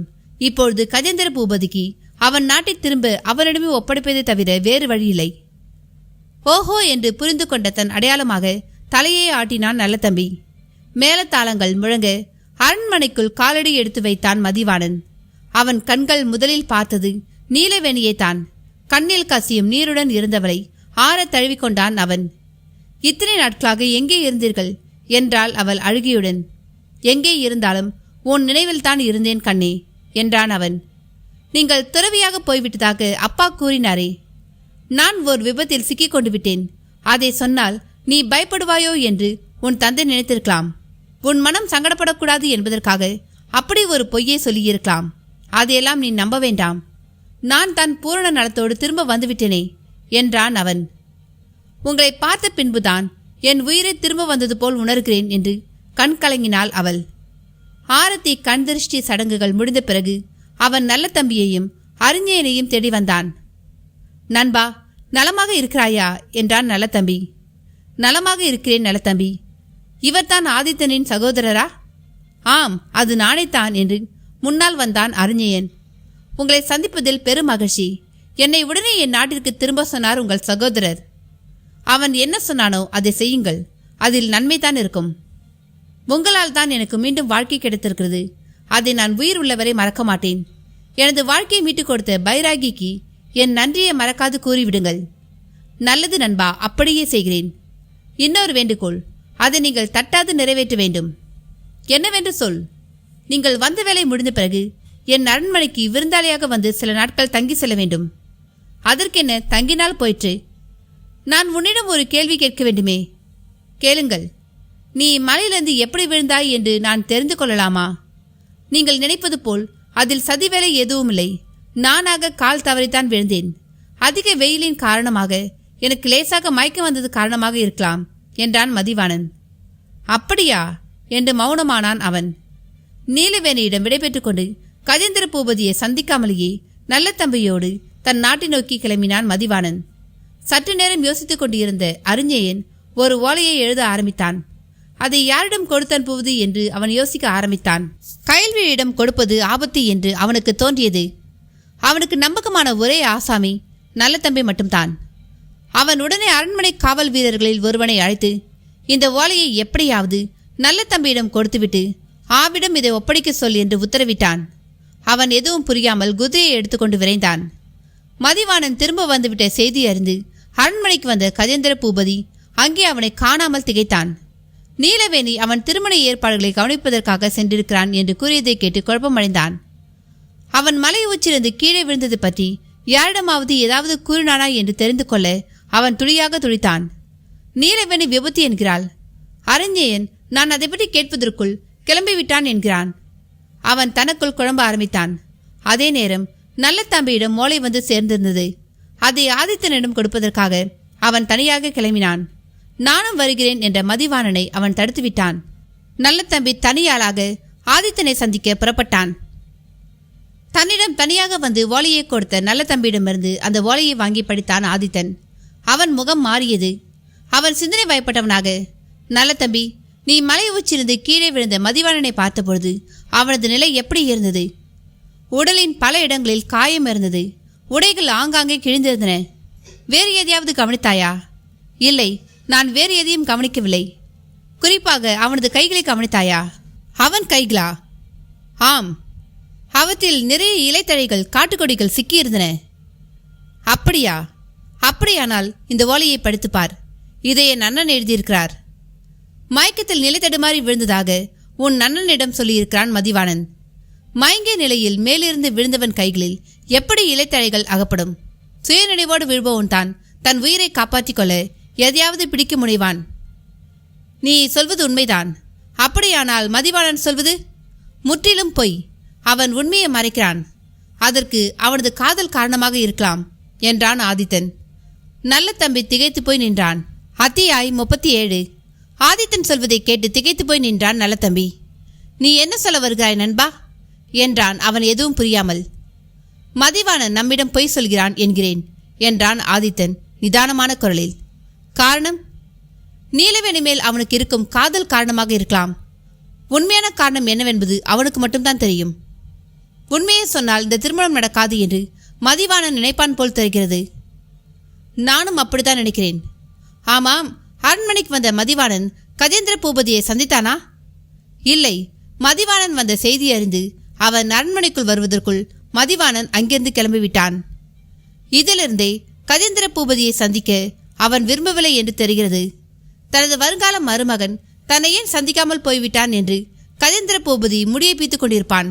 அதுதான் மதிவாணனின் நோக்கமாக இருந்திருக்க வேண்டும் என்றான் ஆதித்தன். அடுத்தது நாம் என்ன செய்ய போகிறோம் என்றான் நல்ல தம்பி. நாடு திரும்பியதும் முதல் வேலையாக கஜேந்திர பூபதி வசம் இருக்கும் உங்கள் சேனையினை நாடு திரும்ப செய்யுங்கள். அதில் தலை சிறந்த 20 வீரர்களை இங்கே அனுப்பி வையுங்கள். அவர்கள் வெகு குறுகிய காலம் மட்டுமே என்னுடன் இருப்பார்கள். அவர்கள் என்னுடைய கட்டளைக்கு கீழ்ப்படிபவர்களாக இருக்க வேண்டும். நான் என்ன சொன்னாலும் கண்ணை மூடிக்கொண்டு செய்பவர்கள் தான் எனக்கு வேண்டும். அப்படியான வீரர்களை என்னிடம் அனுப்பி வை. இப்பொழுது நீ இங்கிருந்து கிளம்பலாம் என்றான் ஆதித்தன். அவனிடம் விடைபெற்று கொண்டு அங்கிருந்து கிளம்பினான் நல்ல தம்பி. அன்று இரவு கஜேந்திர பூபதி உறக்கம் வராமல் அங்கும் இங்கும் நடந்து கொண்டிருந்தான். அவன் மனம் குழப்பத்தில் தள்ளாடி கொண்டிருந்தது. அவன் கண்களை தழுவ நித்ராதேவி மறுத்துவிட்டாள். தன்னை சுற்றி என்ன நடக்கிறது என்று அவனுக்கு புரியவில்லை. மதிவாணன் அவனை சந்திக்காமலேயே தன்னுடைய நாட்டிற்கு கிளம்பி சென்றது ஏன் என்று அவனுக்கு புரியவில்லை. நான் தான் அவனை மலை உச்சியிலிருந்து தள்ளிவிட்டோம் என்ற உண்மையை ஏன் மதிவாணன் யாரிடமும் சொல்லாமல் இருக்கிறான் என்று அவனுக்கு புரியவில்லை. அவன் தூங்கத் தொடங்கிய பொழுது வெளியே விடியத் தொடங்கியிருந்தது. நண்பகல் நேரத்தில் மதிவாணனிடமிருந்து அவனது படைத்தளபதிக்கு ஓலை ஒன்று வந்து சேர்ந்திருந்தது. அதில் நாட்டின் நிர்வாக பொறுப்பை தான் ஏற்றுக்கொண்டதாகவும் கஜேந்திர பூபதிக்கு இனியும் இரட்டை சுமையை தர விரும்பவில்லை என்றும் நிர்வாக உதவிக்காக தனது சைன்யம் உடனடியாக நாடு திரும்ப வேண்டும் என்றும் உத்தரவிட்டிருந்தான். அந்த ஓலையோடு மதிவாணனின் படைத்தளபதி நாடு திரும்ப அனுமதி கேட்டு கஜேந்திர பூபதி முன்பு வந்து நின்றபொழுதுதான் அவன் திகைத்து போனான். ஒருவேளை தன் நாட்டின் மீது போர் தொடுக்க மதிவாணன் நினைக்கிறானோ என்று கூட முதலில் நினைத்தான் அவன். தன்னைப் போலவே ரணதீரனுக்கு கப்பம் கட்டும் சிற்றரசன் தானே மதிவாணனும். ரணதீரனின் அனுமதி இல்லாமல் அவன் நம்மீது போர் தொடுக்க முடியாது. இங்கே கப்பத்தொகை இறுதி செய்யப்பட்டு ஒரு சுமூக முடிவை நெருங்கிய பிறகு அதை குலைப்பது போல் ஒரு விஷயம் நடப்பதை அறிஞன் அனுமதிக்கவே மாட்டான். மேலே சொன்ன 2 காரணங்களை நினைத்து பார்த்த கஜேந்திர பூபதி நிம்மதி பெருமூச்சு விட்டான். இப்பொழுதைக்கு தனக்கும் தன் நாட்டிற்கும் எந்த ஆபத்தும் வராது என்ற நிம்மதி அவனுக்குள் பிறந்தது. அவன் தன் அன்றாட வாழ்க்கையில் ஈடுபட்டான். சிங்கப்பூரில் இருந்த மதிவாணனின் படைகள் அங்கிருந்து வெளியேறின. திருமண ஏற்பாடுகள் 2 நாடுகளிலும் நடைபெற ஆரம்பித்தன. அன்று மாலை கஜேந்திர பூபதியை வந்து சந்தித்தான் அறிஞன். அவனை வரவேற்று உபசரித்த கஜேந்திர பூபதி, என்ன விஷயம் துதிரே, எதற்காக என்னை சந்திக்க வந்திருக்கிறீர்கள் என்றான். வேறு எதற்காக இங்கு வரப்போகிறேன்? கப்பத்தொகை தயாராகிவிட்டதா என்று கேட்டு போக வந்தேன். தயாராகிவிட்டால் அதை பெற்றுக்கொண்டு நான் என் நாட்டிற்கு திரும்ப சென்று விடுவேன். மன்னிக்க வேண்டும் தூதரே, இன்னும் சில ஊர்களில் வரி வசூல் பணம் வரவேண்டியுள்ளது. அவை விரைவிலேயே வந்துவிடும். மேலும் என் மகளின் திருமணத்தில் நான் கவனம் செலுத்தி வருகிறேன். அதில் நீங்களும் கலந்து கொள்ள வேண்டும். அந்த திருமணம் முடிந்த பிறகு உமது பயணம் கப்பத்தொகையுடன் தொடங்க வேண்டும் என்பதே என் விருப்பம் என்றான் கஜேந்திர பிரபு. உமது விருப்பம் போலவே நடக்கட்டும். நான் திருமணத்திற்கு பிறகே கிளம்புகிறேன். எங்கள் மன்னர் ரணதீரனுக்கு திருமண அழைப்புதல் அனுப்பிவிட்டீர்களா? அனுப்பிவிட்டேன். அரசியல் பணிகள் அதிகம் இருப்பதால் அவரால் வர இயலவில்லையாம். அவரது பிரதிநிதியாக நீங்கள் திருமணத்தை முன்னின்று நடத்தி வைப்பீர்கள் என்று ஓலை வந்திருக்கிறது. நல்லது, அப்படியே நடக்கட்டும். நான் திருமணத்திற்கு பிறகே கிளம்புகிறேன் என்ற அறிஞன் அங்கிருந்து கிளம்பினான். மதிவாணன் பத்திரமான இடத்திற்கு போய் சேர்ந்து விட்டான். அவனது படைகளும் அவனது நாட்டிற்கு திரும்ப சென்று விட்டன. இதுதான் கஜேந்திர பூபதியை அலைக்கழிக்க சரியான நேரம் என்று நினைத்த அறிஞன் உடனே ஒரு ஓலையை எழுதி ஆதித்தனுக்கு அனுப்பி வைத்தான். அந்த ஓலையை கொண்டு செல்ல அவன் இந்த முறை கயல்வெளியை தேர்ந்தெடுக்கவில்லை. வேறு ஒரு புதிய நம்பகமான ஆள் ஒருவனை தேர்ந்தெடுத்திருந்தான். அவன் மதிவாணனின் பாதுகாப்பிற்காக நல்ல தம்பி அனுப்பி வைத்த 4 ஆட்களில் ஒருவன். அறிமுகமான இடம் என்பதால் அவன் வெகு சீக்கிரமாகவே அவன் ஆதித்தனை அடைந்துவிட்டான். அவன் கொடுத்த ஓலையை படித்து பார்த்த ஆதித்தனின் முகம் மலர்ந்தது. இதற்காகத்தான் இத்தனை நாட்களாக காத்து கொண்டிருந்தேன் என்றான் அவன். என்ன சொல்கிறாய் நண்பா? இனிதான் நமக்கு வேலை அதிகம். இனி பகலில் தான் நமக்கு உறக்கம், இரவில் தான் நம் செயல்பாடு. இனிமேல் இரவில் திருடும் வேலை நமக்கு அதிகம் என்றான் அவன். எனக்கு புரியவில்லை. கஜேந்திர பிரபு இன்னும் கப்பத்தொகையை முழுசாக தயார் செய்யவில்லையாம். இன்னும் சில ஊர்களில் வரி பணம் வசூலாகவில்லையாம். அந்த ஊர்களின் பட்டியலை என் அண்ணன் அனுப்பி வைத்திருக்கிறார். நாம் அந்த ஊர்களை கொள்ளையடித்து கஜேந்திர பிரபுவிற்கு நெருக்கடியை உண்டாக்கப் போகிறோம். கொள்ளையடிக்க எப்பொழுது கிளம்ப போகிறோம்? இன்று இரவே. நல்ல தம்பி நாட்கள் வரும் வரை நாம் காத்திருக்க கூடாதா? நமக்கு நேரமில்லை. அவர்கள் வரும்பொழுது வரட்டும் என்றான் ஆதித்தன். அத்தியாயம் 38. சிங்கபுரத்தின் சிரம தசை மறுநாளிலிருந்து துவங்கியது. ஆதித்தன் தலைமையிலான சிறு குழு மறுநாள் இரவிலிருந்து வரி வசூல் செய்து வரும் கஜேந்திர பூபதியின் ஆட்களை தாக்கி அந்த பணத்தை கொள்ளையடிக்க ஆரம்பித்தது. வரி வசூல் பணம் எந்தெந்த வழியாக தலைநகருக்கு வந்து சேர்கிறது என்ற தகவலை அறிஞன் தொடர்ச்சியாக அனுப்பி வைத்துக் கொண்டிருந்தான். அந்த தகவல்களை அவன் கஜேந்திர பூபதியிடமும் அவனது படைத்தளபதியிடமும் பேச்சுவாக்கில் தெரிந்து கொண்டான். அவன் வேறு ஏதாவது பேசும்பொழுது நடுவே வரி வசூல் பணத்தை பற்றி பேசுவதால் அவன் மீது யாருக்குமே சந்தேகம் வரவில்லை. கல்யாண வேலைகள் ஒரு பக்கம் நெருக்கடியை ஏற்படுத்தி கொண்டிருக்கும் பொழுது இந்த களவு விவகாரம் வேறு அவனுக்கு கூடுதல் நெருக்கடியை ஏற்படுத்தி கொண்டிருந்தது. கஜேந்திர பூபதி தனது கோபத்தையும் வெறுப்பையும் தளபதியிடம் காட்டினான். யார் அந்த கல்வர்கள்? அவர்களை உடனே பிடித்து வரி வசூல் பணத்தை மீட்டு வா. அப்படி பணத்தை மீட்டால்தான் கப்பத்தொகையை கட்டி அறிஞனை இங்கிருந்து அனுப்ப முடியும் என்று கூறி கடும் நெருக்கடியை ஏற்படுத்தினான். நிலைமையின் தீவிரம் தளபதிக்கு நன்றாகவே புரிந்தது. அவனும் தன் படைகளை முடுக்கிவிட்டு கடும் தேடுதலை தொடங்கினான். மற்ற கல்வர்களாக இருந்திருந்தால் சிறு தடயத்தையாவது விட்டு சென்றிருப்பார்கள். களவாடியது ஆதித்தன் என்பதால் சிறு தடயத்தையும் அவன் விட்டு செல்லவில்லை. தளபதியால் எந்த தடயத்தையும் கண்டுபிடிக்க முடியவில்லை. அவன் தன் தோல்வியை நேரடியாகவே கஜேந்திர பூபதியிடம் ஒப்புக்கொண்டு விட்டான்.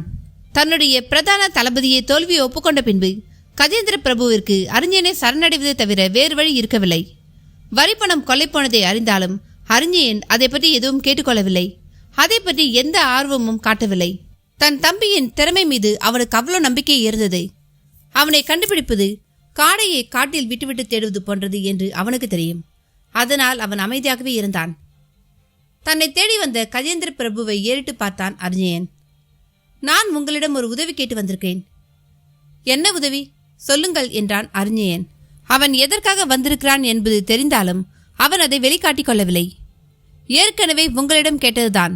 அந்த கொள்ளையர்கள் விவகாரமா? ஆமாம், அதேதான். உங்களால் அவர்களை பிடிக்க முடியவில்லையா? பிடிக்க முடியவில்லை என்று என் தளபதியை ஒப்புக்கொண்டு விட்டான். வெகு திறமையான திருடர்களாக இருப்பார்கள் போல இருக்கு. அதனால தான் அவர்களை பிடிக்க உங்கள் உதவியை நாடி வந்தேன். நான் ஏற்கனவே உதவலாம் என்று தான் நினைத்தேன். ஆனால் உங்கள் தளபதி திறமையான ஆள். அந்த கொள்ளையர்களை அவர் பிடித்து விடுவார் என்று நினைத்துதான் இந்த விவகாரத்தில் தலையிடாமல் இருந்தேன்.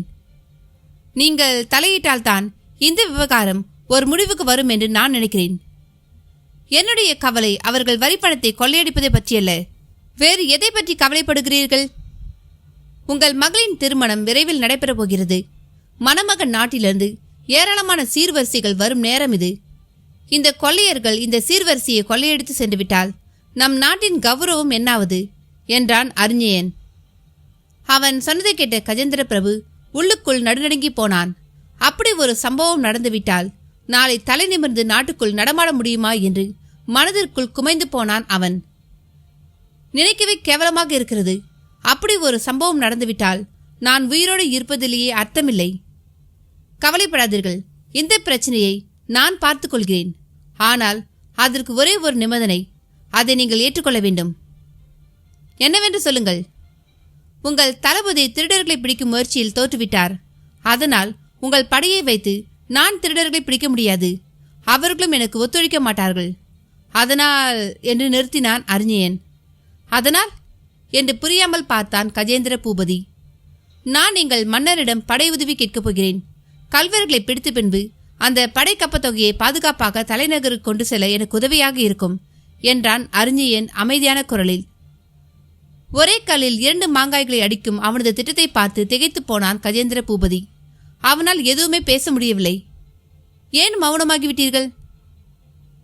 இல்லை, ரணதீரனிடம் படை உதவி கேட்பதால் என்னை கையாலாகாதவன் என்று நினைத்து விடுவானோ என்றுதான். தயங்க வேண்டாம். அவரிடம் நயமாக பேசி படை உதவியை பெறுவது என் பொறுப்பு.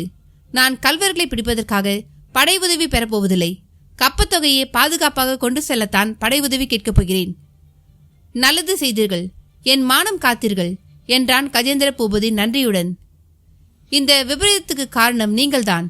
நீங்கள் ஒழுங்காக கப்பம் கட்டியிருந்தால் இப்படி திருடர்கள் வந்திருப்பார்களா? ரணதீரனின் ஆட்சியில் வேறு எங்கேயாவது கொள்ளைகள் நடக்கிறதா?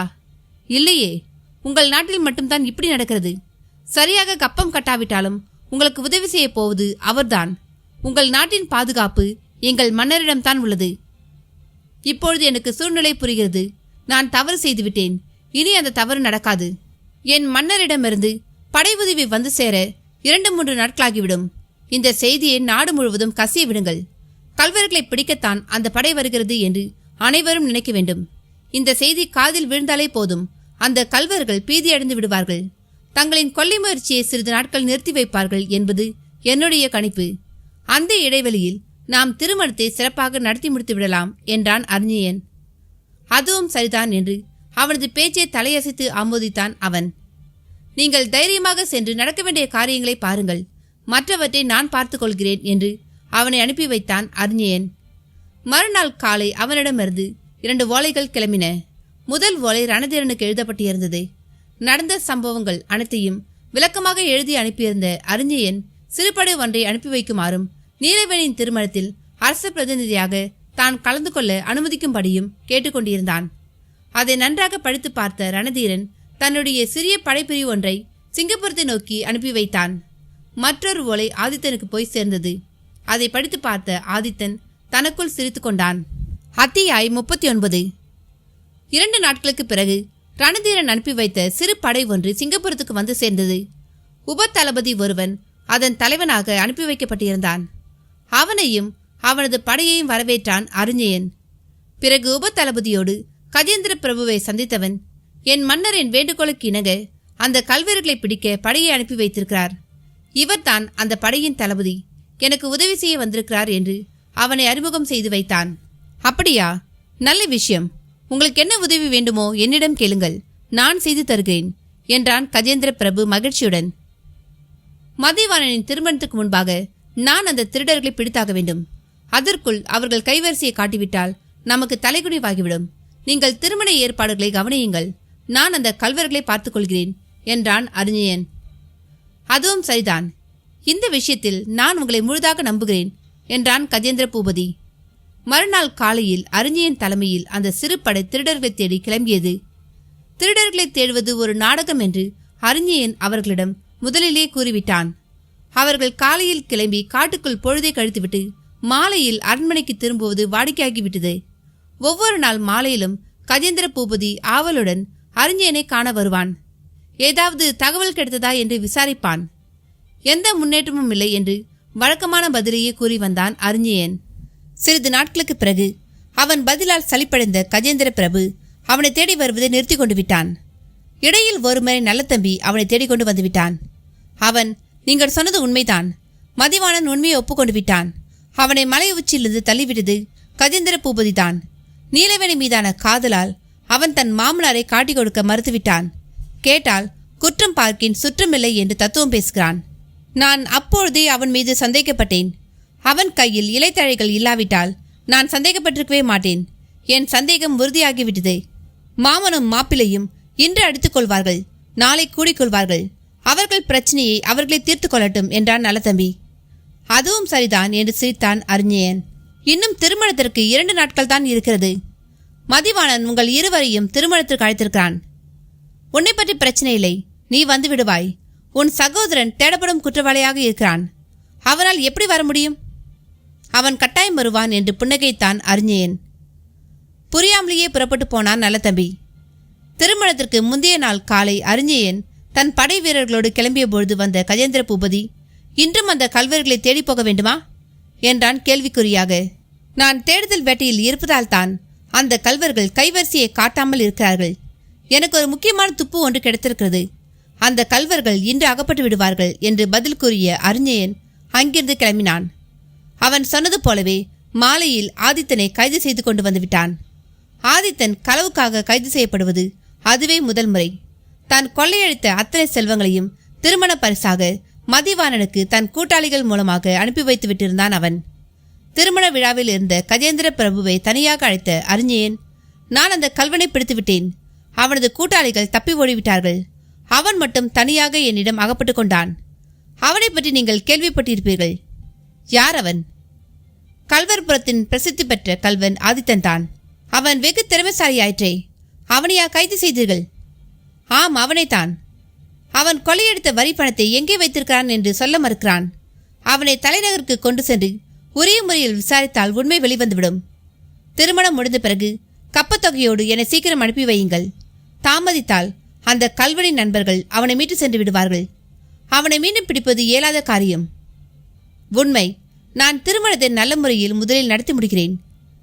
மதிவாணனின் திருமணம் மறுநாள் காலை கோலாகலமாக நடந்து முடிந்தது. மதிவாணனும் நல்ல தம்பியும் ஆதித்தனை சிறையில் பார்த்து தன் வருத்தத்தை தெரிவித்துக் கொண்டார்கள். 2 நாட்களுக்கு பிறகு ஆதித்தனை கைதியாக்கி கொண்டு அறிஞன் தலைமையில் கப்பத்தொகையோடு அந்த படைக்குழு கிளம்பியது. மதிவாணனும் நீலவேணியும் கஜேந்திர பூபதியும் நல்ல தம்பியும் அவர்களை வழியனுப்பி வைத்தனர்.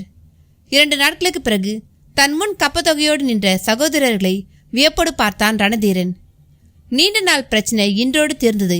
எப்படி சாதித்தீர்கள் இதை என்றான் அவன் ஆச்சரியத்துடன். இருவரும் நடந்ததை விலக்கி கூறினார்கள். இது தற்காலிக தீர்வுதான். அந்த கேட்டு நரி தன் மருமகனோடு சேர்ந்து கொண்டு அவனையும் கெடுத்துவிட்டால் என்ன செய்வது? மன்னா, ஒரு யோசனை. எதிரிய தூரத்தில் வைப்பதை விட அருகில் வைத்து கண்காணிப்பது நல்லது.